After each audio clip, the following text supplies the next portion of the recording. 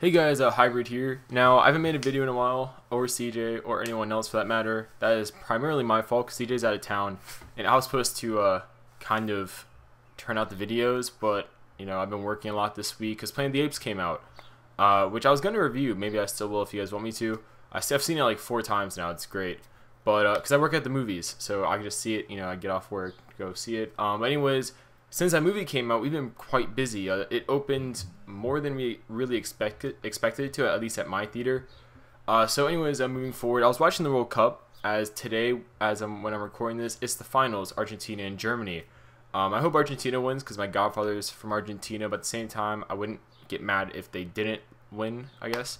But anyways, I was watching it. One of my friends texted me. He was like, "Ole, ole, ole, ole."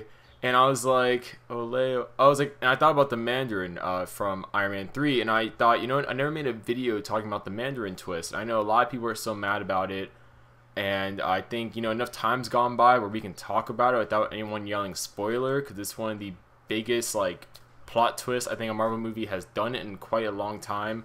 Minus the whole Hydra reveal, that was great too. So definitely Phase 2 has had a lot of plot twists. It's been a crap ton of plot twists all around. So yeah, let's get on to it. Now the Mandarin, see, how do I start off? I'm going to take into account the Iron Man 3 movie, the Iron Man 1 movie.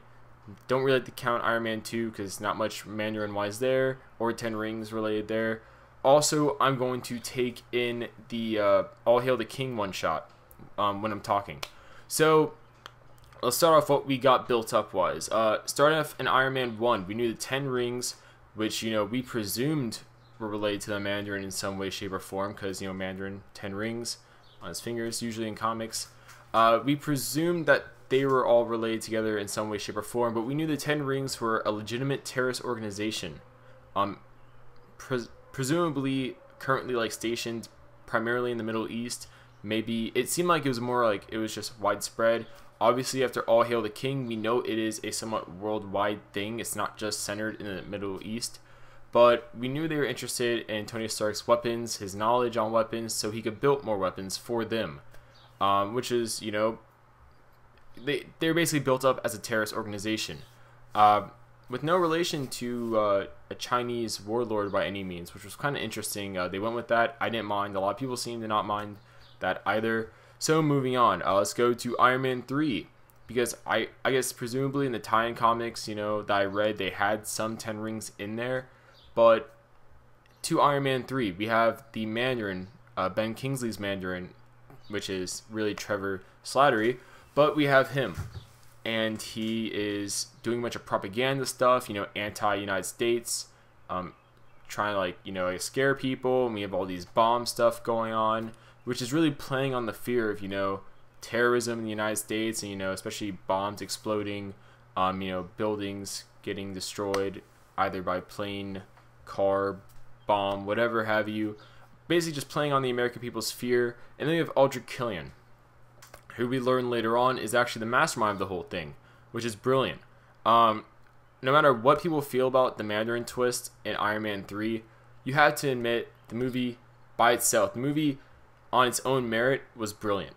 If we can disregard, how Bane was portrayed in The Dark Knight Rises, if we can disregard, some of the liberties that filmmakers take and just accept the film as the film, just a brief second, just separate what you want the comic book character to be, which is usually 90-95% of the comic. But let me rephrase that actually. Let's take a step back here and pretend like we don't want to see the comic book character on the film be 95% like it is in the comic. Let's just pretend that we don't care and we're just going to give the writer of the movie full liberty and enjoy whatever they give us. On that merit, Dark Knight is obviously a great film. Dark Knight Rises would be a very great film. Not very great. It would be a great film also in that regard. Taking out, just every Batman fan's, thoughts on Batman and, how they want the Nolan Batman to be like the comic book Batman. Take that away. Nolan Batman, you're fine. Dark Knight Rises is a great movie. Also, Iron Man 3, also great movie because the themes it has is great. It's great social commentary. And also, it's just great. The plot is great as a whole. It's brilliant. We have a businessman. And, this is really why a lot of people were saying that Ultra Killing was like the modern Mandarin. Because the modern Mandarin is kind of like this. But the original Mandarin was made to basically play on the fears that the United States people currently had, which was China. We were, at that time, there was a big Red Scare going on, communism. What was a big communist country besides Russia? China. Russia, probably, we had Crimson Dynamo, that was a Russian villain. So we had the Mandarin, which was the Chinese villain. And, that was playing on the American people, the fear of the American people at the time. So essentially that was the Mandarin, which was the fear of the American people. So translate that to 2014, you can't really be mad at them if you look at it from the core that way. Like, yes, he's not an Asian male, especially not a Chinese Asian male, going around 10 magical rings. And I really think that when this movie was first doing promotions, and they showed that the Mandarin did not have 10 rings, like magical rings, and Kevin Feige said that, or Feige, or whatever you want to call him, I think when he came out and said that, that should have been the indication to everybody that this wouldn't be the 100% comic book accurate Mandarin, that they were going to take liberties with this Mandarin. So yeah, in that regard, what I said, it's been kind of, like a little bit of everywhere with my talking. I don't know why, I just can't seem to focus right now on what I'm trying to say exactly, but I promised myself I would not retake this by any means. I'd get it done now so I won't forget about it later. But yeah, so essentially what I'm trying to say is the Mandarin we saw in this movie, at the core, is the Mandarin from the comics, in a sense where it's conceptually it's the fear of the American people.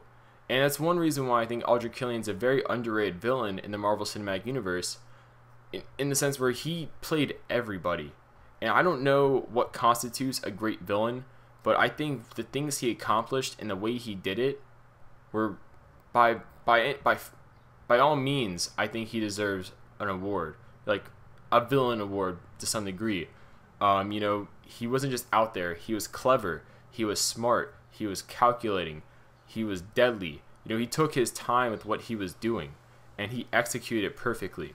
But now, one thing a lot of people were asking about is the Mandarin 10 Rings from the Iron Man 3 movie, can't talk, from the Iron Man 3 movie, is that the same as the one in Iron Man 1? And I think All Hail the King answered that by saying no, it's not. All Hail the King seemed to promote the idea that the Mandarin is an actual historical figure, the Mandarin being more in line with the comics. So it's stuck in my eye. Anyways, yeah, so it seems like there was an actual Mandarin at one time. He was a warrior king, I guess in the region of Asia, which would coincide with the comic book more accurate Mandarin. We don't know if he's dead. Well, it's presumed he's not dead because he wants revenge on Trevor Slattery for basically tarnishing his name. But it seems like he's a more underground threat at this moment, not a much more in the light one, which is, I gotta say, is a very smart thing. Just like how Ultra Killian wasn't in the light, he was, in the dark kind of villain. If you point the target at someone else, say someone else is doing it, they're gonna go after them, not you. It's brilliant. It's evil and it's a bad thing to do to someone else, but it's brilliant at the end of the day. So yeah, I'm happy with how they did it. I think it's a smart thing to have a legitimate Mandarin and a legitimate 10 Rings, and then have this one, which is basically, it's as if, let's say, and let's hope this isn't true, but let's say Steve Jobs before he died, or not Steve, let's say Bill Gates. How about that? Bill Gates. Maybe Bill Gates? Yeah, all right, let's go with Bill Gates, because he's a very well-known, successful businessman. Let's say he was secretly paying off someone to be the new face of Al-Qaeda, right? Or the Taliban, whichever one you want to go with right now. Let's say he was secretly paying off someone to be the face of that organization, that terrorist organization. And then there was explosions happening throughout the United States, and he had that person taking the blame for it, saying he did it. It would be just like that. Like, that would be evil. That'd be very cunning, clever.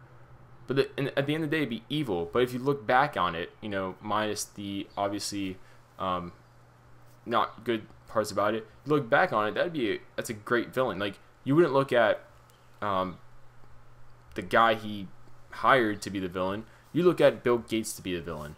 It's so weird for me to say Bill Gates is the villain. Bill Gates is Aldrich Killian, guys. There we go.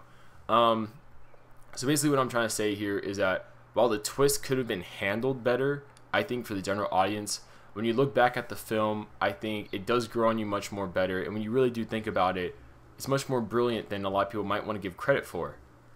So with that being said, let me just break it down really quickly, because I know this video kind of went everywhere, and that's more my fault than obviously anyone else's fault, because it's me making the video. But break it down simply. Real 10 rings, real organization, real Mandarin. He went underground, I guess, after a period of time, but he was real. So that's there. Aldrich Killian needed something to cover up his, failed experiments when they would explode, with the extremists and all that stuff. He saw that the American people were currently afraid of terrorists. And what are terrorists known for doing a lot of? Bombings. Bombings. Very easily, you could easily mask an explosion as a bomb. Or like an explosion as a bombing in some way, shape, or form. So he saw that he could take a terrorist organization like the 10 Rings. He could use that, manipulate that image, manipulate that name, that idea. And from there, probably from researching the 10 Rings, I guess, he saw that they used to have a leader called the Mandarin. Took that, hired somebody to be the Mandarin, to be the face of that organization. So when his experiments failed, that face of the organization could say they did it, which obviously wasn't true, but you take the blame, you take the scent of the blame on that person, it's not on you. So it is a brilliant plan. Now, with that being said and done, comment below to you guys. What's your thoughts? How do you feel about the movie? How do you feel about the twist in general? And yeah, hope you guys enjoy the World Cup this year. We have to wait 4 more years, I guess, to see if whatever team you want that's not Argentina or Germany, whichever one wins, to win, just 4 more years.